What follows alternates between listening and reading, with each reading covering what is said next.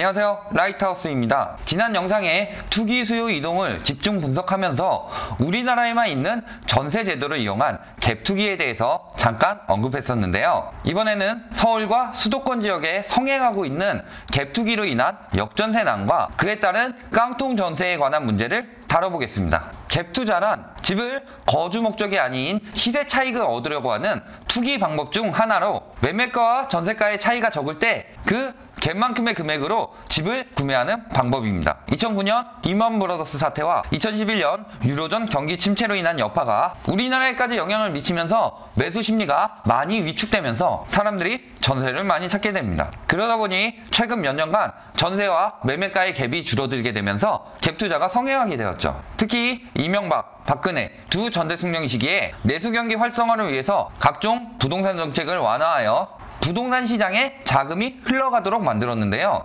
특히 양도세 비과세 조건을 거주기간 2년을 포함한 보유기간 3년에서 2011년과 2012년 두 차례에 걸쳐 3년 보유, 2년 보유로 차츰 완화하면서 거주 조건을 없애서 실질적으로 갭 투기를 조장하게 되었죠. 금리도 점차 내리면서 부동산 투기하기에 최적의 환경을 조성했습니다. 그러나 현재 경기도 28개시 중 19개시가 2년 전보다 전세가가 하락하여 역전세난이 발발하고 있는데요. 특히 안성, 안산, 오산, 평택, 하남, 파주 등에서 5% 이상의 급락세를 보이고 있습니다. 서울의 경우에도 2017년 전세가 수준으로 하락했으며 강남 3구의 경우에는 2015년 수준까지 급락했고요. 왜 이런 상황이 벌어졌을까요? 첫 번째는 공급 과잉입니다. 가장 큰 이유죠. KB 부동산 통계 정보에 따른 전세 수급 지수를 보면 서울의 경우 작년 11월부터 100 이하로 떨어지더니 현재는 85.5까지 하락했으며 경기는 작년 10월부터 100 이하로 떨어져서 지금은 80입니다. 즉 공급이 수요보다 15%에서 20% 정도 더 나온다는 뜻이죠. 따라서 시장 원리에 의해서 당연히 하락할 수밖에 없습니다. 두 번째는 갭 투기에 의한 수요 감소입니다. 갭 투기 수요가 몰리면서 가격이 급등한 지역이 많은데 문제는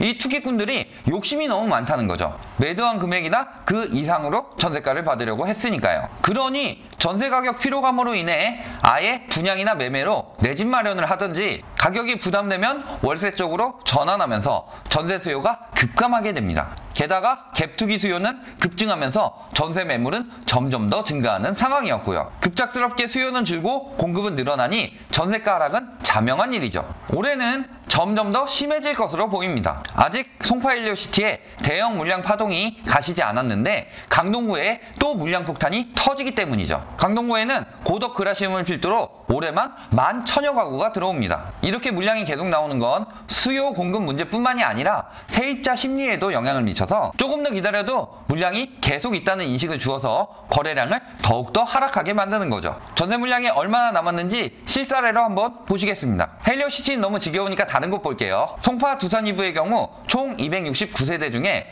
143세대가 전세 매물로 나와 있고, 개포레미안 프레스티지의 경우 총 1957세대 중 1376세대가 전세 매물로 나와 있어요. 각각 53%와 70%가 아직 전세를 구하고 있다는 뜻이죠. 이런 역전세난에서 전세가 만료되는 시점에 금액이 부족해서 돌려주지 못하니 역으로 월세를 주는 임대인까지 생겨나는 역월세 사태까지 발생하게 됩니다. 그러다 보니 큰 문제가 생기게 되는데 바로 깡통 전세가 늘어나게 되는 현상입니다. 왜냐하면 선순위 채권이나 체납 등으로 집이 경매에 넘어가 버리게 되면 세입자에게 배당금이 적어지게 되는데 세입자는 잘못한 것도 없이 이 피해를 보게 되는 거죠. 실제 사례로 2016년에 방송된 시사매거진 2580에 따르면 집이 경매에 넘어가게 되면서 전세보증금을 돌려받지 못해서 모아놨던 재산을 잃거나 빚을 지게 돼서 단칸방에서 월세를 지내게 되는 등 사회적 폐해가 생겨나게 됩니다. 이를 악용한 범죄도 있는데요. 저번 달에 동탄에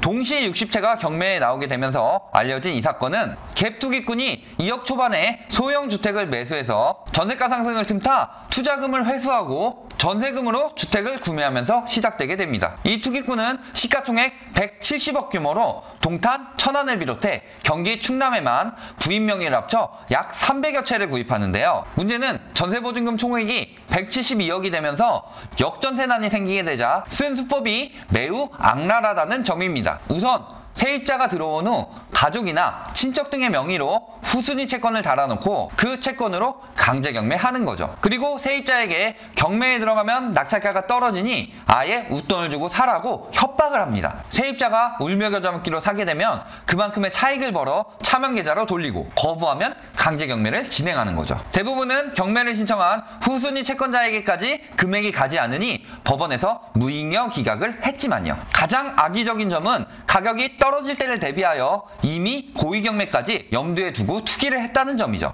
이런 경우에는 시장 교란 행위로 강력한 형사처벌이 필요하다고 보지만 처벌 방법이 없다는 것이 안타깝네요. 이렇게 지금 생기게 된 역전세난을 2008년도와 비교하시는 분들도 있습니다. 서울의 경우 2008년 10월에 전세수급지수가 98로 떨어지기 시작하더니 12월에는 48.7까지 떨어졌음에도 2009년 2월에는 다시 회복했으니까요. 하지만 지금 수도권의 상황을 보면 그때와는 다르게 당분간 역전세난은 이어질 것으로 보입니다. 왜냐면 그때는 2009년에는 37,000여 가구, 2010년에는 33,000여 가구로 공급량이 점점 감소했기 때문이죠. 그러나 이번에는 다릅니다. 왜냐하면 부동산 침체로 인해 저렴해진 땅값에 은행 금리까지 하락하면서 건설사들이 수익을 올리기 유리한 최적의 상황이 생기게 됩니다. 그리고 2015년에는 재건축 연한이 40년에서 30년으로 축소되면서 대규모의 재건축 시장이 활성화되는데 그 물량이 지금부터 시작이니까요. 송파 헬리오시티를 필두로 2022년까지 재건축 물량이 쏟아져 나온 데다 정부의 2기 신도시 개발로 인해 수도권의 신축 아파트가 대량으로 공급되고 있습니다. 특히 2022년에는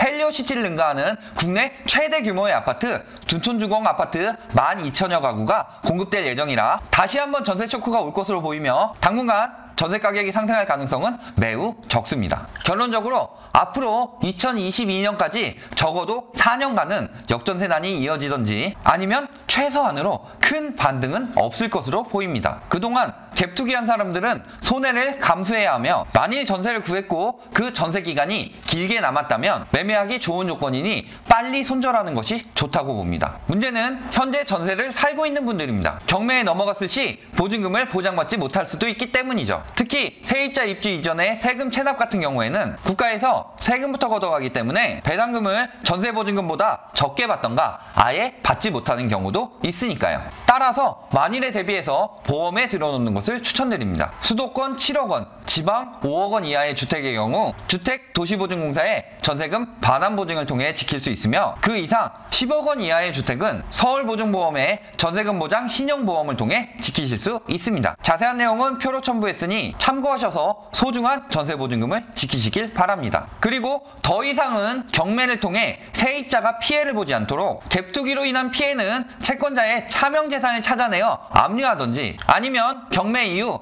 강제적으로 임대인이 세입자에게 보상하도록 하는 법 제정이 필요하며 이번 동탄 갭투기꾼의 경우 형사처벌로 엄중하게 처리해서 비슷한 피해를 입는 사람이 없도록 새로운 법 제정이 시급하다는 것이 저의 생각입니다. 오늘 영상이 공감이 가시거나 도움이 되셨다면 좋아요와 구독 부탁드리겠습니다.